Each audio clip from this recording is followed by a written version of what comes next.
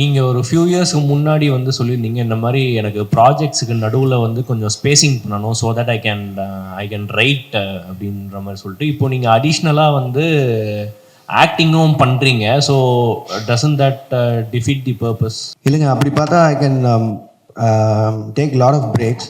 But பிரச்சனை என்னென்னா, இப்போ நான் சொன்ன அந்த கமிட்மெண்ட்ஸ் எல்லாம் இருக்குல்ல, இது எல்லாமே ஒரு ஒரு டைம் லைனில் இப்படி போகும்னு நினச்சி பண்ணுறோம்.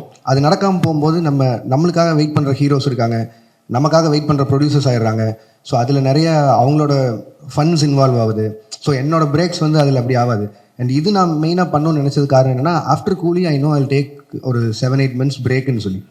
ஸோ அந்த கேப்பில் ஒன்று பண்ணலான்னு யோசிக்கும் போது தான், அண்ட் அருண் எக்ஸ்பிளைன் பண்ணும்போதும் இந்த ஃபிலிமுக்கு ஒரு 60 days போதும் அப்படிங்கிற மாதிரி இருந்தது.